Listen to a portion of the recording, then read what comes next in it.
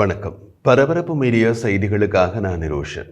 காசாவை விட்டு வெளியேற விரும்பும் பாலஸ்தீனர்களை 3ஆம் நாடுகளுக்கு இடமாற்றும் திட்டத்தின் முதல் கட்டத்தின் ஒரு பகுதியாக கடந்த புதன்கிழமை வெளிநாட்டில் குடியுரிமை அல்லது குடும்ப உறவுகளை கொண்ட 70 காசா பொதுமக்கள் தெற்கு இஸ்ரேலின் ரமோன் விமான நிலையத்திலிருந்து ஐரோப்பாவுக்கு செல்லும் ரொமேனிய ராணுவ விமானத்தில் புறப்பட்டனர். இஸ்ரேலிய அதிகாரிகள் தங்கள் குடியேற்ற கொள்கையின் ஒரு பகுதியாக வெளியேற்றத்திற்கு உதவினார்கள். குழுவின் புறப்பாடு காசாவில் புதுப்பிக்கப்பட்ட ராணுவ நடவடிக்கைகள் மற்றும் பிரதேசத்திற்கு மனிதாபிமான உதவிகளை மீட்டெடுக்க சர்வதேச அழுத்தத்தை அதிகரிப்பதுடன் ஒத்துப்போனது. இஸ்ரேலிய பாதுகாப்பு அமைச்சர் இஸ்ரேல் காட்ஸ் அமெரிக்க ஜனாதிபதியின் பார்வையை செயல்படுத்த அனைத்து வழிகளிலும் நாங்கள் பணியாற்றி வருகிறோம். மேலும் 3வது நாட்டுக்கு செல்ல விரும்பும் காசா குடியிருப்பாளர்களை அவ்வாறு செய்ய அனுமதிப்போம் என்று கூறினார். அமெரிக்க ஜனாதிபதி டொனால்ட் ட்ரம்ப் காசாவில் உள்ள அனைவரையும் அங்கிருந்து இடமாற்றம் செய்துவிட்டு காசாவை அமெரிக்கா எடுத்துக்கொள்ளும் திட்டத்தை குறிப்பிட்டார். காசாவில் உள்ள பாலஸ்தீனியர்கள் 3ஆம் நாடுகளுக்கு இடம்பெயர விரும்பும் இயக்குநரகத்தை நிறுவ இஸ்ரேலின் பாதுகாப்பு அமைச்சரவை ஒப்புதல் அளித்தது. இது அமெரிக்காவுடன் ஒருங்கிணைந்து இஸ்ரேலின் பாதுகாப்பு அமைச்சரால் முன்னெடுக்கப்பட்ட பெரிய அளவிலான குடியேற்ற முயற்சியின் ஒரு பகுதி. வார இறுதியில் தன்னார்வ குடியேற்ற பணியகத்தை உருவாக்குவதை அரசாங்கம் உறுதிப்படுத்தியது. இது இஸ்ரேலிய மற்றும் சர்வதேச சட்டங்களுக்கு இணங்க காசா பொதுமக்கள் பாதுகாப்பான மற்றும் மேற்பார்வையிடப்பட்ட புறப்பாட்டை எளிதாக்கும் என்று காட்ஸ் கூறினார். மார்ச் தொடக்கத்தில் இருந்து 1000 காசா பொதுமக்கள் காசாவை விட்டு வெளியேறியுள்ளனர் என்று இஸ்ரேலிய ஊடகம் N12 நேற்று ஞாயிற்றுக்கிழமை தெரிவித்துள்ளது. இந்த வாரம் கூடுதலாக 600 பேர் வெளியேறுவார்கள் என்றும் எதிர்பார்க்கப்படுகிறது. பாதுகாப்பு அமைச்சர் இஸ்ரேல் காட்ஸ் பல வாரங்களுக்கு முன்பு தன்னார்வ இடப்பெயர்வு நிர்வாகத்தை நிறுவுவதற்கான தனது விருப்பத்தை அறிவித்தார். மேலும் அது இன்னமும் தரையில் செயல்பட தொடங்கவில்லை என்றாலும் பிராந்தியங்களில் அரசாங்க நடவடிக்கைகளின் ஒருங்கிணைப்பு அமைப்பான COGAT ஏற்கனவே காசா பொதுமக்கள் தாமாக முன்வந்து வெளியேறுவதற்குரிய ஏற்பாடுகளை செய்து கொடுக்கிறது. N12 கூற்றுப்படி ஒவ்வொரு வாரமும் சராசரியாக 200 முதல் 300 காசா பொதுமக்கள் காசாவை விட்டு வெளியேற அனுமதி கோருகின்றனர். போரின் தொடக்கத்திலிருந்து மொத்தம் 35,000 பேர் வெளியேறியுள்ளனர். காசாவை விட்டு வெளியேற அனுமதிக்கப்படுபவர்கள் யார்? தற்போது மருத்துவ சிகிச்சை தேவைப்படும் காசா பொதுமக்கள் மற்றும் அவர்களது குடும்ப உறுப்பினர்கள், இரட்டை குடியுரிமை உள்ள குடியிருப்பாளர்கள் மற்றும் இலக்கு விசாவை கொண்ட குடியிருப்பாளர்கள் காசா பகுதியை விட்டு வெளியேற அனுமதிக்கப்படுகிறார்கள் என்று N12 விளக்குகிறது. இஸ்ரேல் மற்றும் ஹமாஸ் இடையேயான ஒப்பந்தப்படி வெளியேறும் எந்த நோயாளியும் ஒரு குடும்ப உறுப்பினருடன் செல்லலாம். ஆனால் ஒரு நோயாளியுடன் எத்தனை குடும்ப உறுப்பினர்களை வேண்டுமானாலும் வெளியேற அனுமதிக்க இஸ்ரேல் முடிவு செய்துள்ளது. இது இவ்வளவு பெரிய எண்ணிக்கையிலான மக்களை காசா பகுதியிலிருந்து வெளியேற அனுமதிக்கின்றது.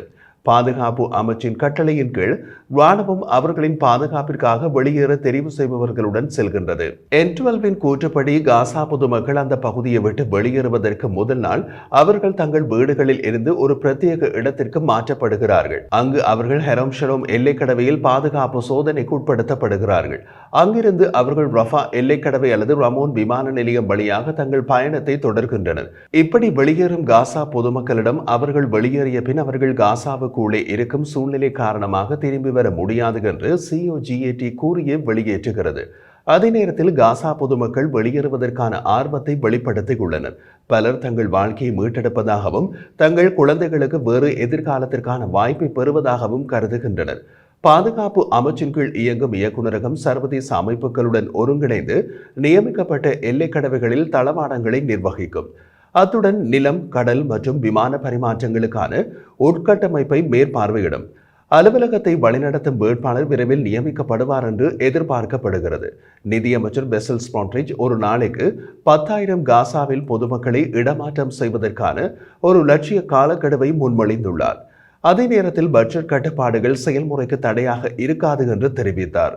இந்த திட்டம் வலுக்கட்டாயமாக இடப்பெயர்ச்சிக்கு உள்ளாகும் அபாயம் உள்ளது என்று விமர்சகர்கள் எச்சரிக்கின்றனர். அதே நேரத்தில் எந்த 3வது நாடும் அதிக எண்ணிக்கையிலான அகதிகளை உள்வாங்குவதற்கு பகிரங்கமாக ஒப்புக்கொள்ளவில்லை. அதே அமைச்சரவை அமர்வின் போது 13 மேற்கு கரை சுற்றுப்புறங்களை சுதந்திரமான குடியேற்றங்களாக பிரிப்பதற்கு அமைச்சர்கள் ஒப்புதல் அளித்தனர். மேற்கு கரையில் பாலஸ்தீனியர்களுக்கு இஸ்ரேலால் ஆக்கிரமிக்கப்பட்ட பகுதிகளில் இஸ்ரேலிய கொள்கை மீதான பதட்டங்கள் அதிகரித்தன. காசாவிலிருந்து பாலஸ்தீனியர்களை உள்வாங்கி குடியமர்த்த விரும்பும் நாடுகளை அமெரிக்க ஜனாதிபதி டொனால்ட் ட்ரம்பின் நிர்வாகம் தேடி வருவதாக அமைச்சரவை கூட்டத்தில் இஸ்ரேலிய அமைச்சர்களிடம் தெரிவிக்கப்பட்டது. அனைத்தும் இஸ்ரேலிய மற்றும் சர்வதேச சட்டத்தின்படி இருக்கும் மற்றும் ட்ரம்பின் பார்வைக்கு இணங்க வேண்டும் என்று காட்ஸ் மேல்கோள் காட்டினார். பாதுகாப்பு அமைச்சுக்குள் அமைக்கப்படவுள்ள குடியகல்வு அலுவலகம் பாதுகாப்பு அமைச்சரின் நேரடி பொறுப்பின் கீழ் இருக்கும். மேலும் அரசியல் துறையின் கட்டளைகளுக்கு இணங்க சர்வதேச அமைப்புகள் மற்றும் பிற தொடர்புடைய தரப்பினருடன் ஒருங்கிணைந்து செயல்படும் அதிகாரம் கொண்டதாக இருக்கும். இது தொடர்பான அனைத்து அரசாங்க அமைச்சர்களின் செயல்பாடுகளையும் இது ஒருங்கிணைக்கும். மற்ற பணிகளில் இடமாற விரும்பும் காசாவின் குடியிருப்பாளர்களின் பாதுகாப்பான மற்றும் கட்டுப்படுத்தப்பட்ட இடமாற்றத்தை அலுவலகம் தயார் செய்து செயல்படுத்தும். புதிய அலுவலகம் எதிர்வரும் 2 வாரங்களில் தனது முதலாவது உத்தியோகபூர்வ கூட்டத்தை நடத்த உள்ளது. ஒரு இஸ்ரேலிய வட்டாரம் 2 வாரங்களில் அலுவலகத்தின் தலைவராக ஒருவர் நியமிக்கப்படுவார் என்று கூறினார். மறுபக்கத்தில் காசாவுக்குள் தாக்குதல்கள் தொடர்கின்றன. IDF மற்றும் இஸ்ரேலிய உள்ளக உளவுத்துறை ஷின்பெட் காசாவின் கான் யூனிஸில் உள்ள நாசார் மருத்துவமனைக்குள் செயல்பட்டு வந்த ஒரு முக்கிய ஹமாஸ் செயற்பாட்டாளர் மீது தாக்குதல் நடத்தி அவரை கொண்டதாக ஞாயிற்றுக்கிழமை ஒரு கூட்டறிக்கையில் அறிவித்தனர். இந்த தாக்குதல் உளவு தகவல் சேகரிக்கும் செயல்முறையை தொடர்ந்து துல்லியமான வெடிமருந்துகளுடன் நடத்தப்பட்டது என்று கூட்ட அறிக்கையில் தெரிவிக்கப்பட்டுள்ளது. காசாவில் உள்ள ஹமாஸின் அரசியல் பணியகத்தின் தலைவரும் அமைப்பின் நிதிப்பிரிவு தலைவருமான இஸ்மாயில் ஃபார்ஹூமை ராணுவம் குறிவைத்ததாக இஸ்ரேலிய ஊடகங்கள் தெரிவித்துள்ளன. மார்ச் 18ஆம் தேதி IDF காசாவுக்குள் போரை புதுப்பித்தது. காசா மீதான அதன் ஆக்கிரமிப்பை கணிசமாக விரிவுபடுத்தியது. டெல் சுல்தானில் உள்ள பாலஸ்தீனிய பொதுமக்களை வெளியேற உத்தரவிட்டது மற்றும் காசாவின் 4 முக்கிய பிரிவுகளில் ஒன்றுக்குள் 2வது பெரிய பகுதியை மீண்டும் ஆக்கிரமிக்க நகர்கிறது. கடந்த வாரம் IDF காசாவின் 4 முக்கிய பகுதிகள் ஒவ்வொன்றிலும் ஒரு பகுதியை மட்டுமே இஸ்ரேலிய ராணுவம் ஆக்கிரமித்தது.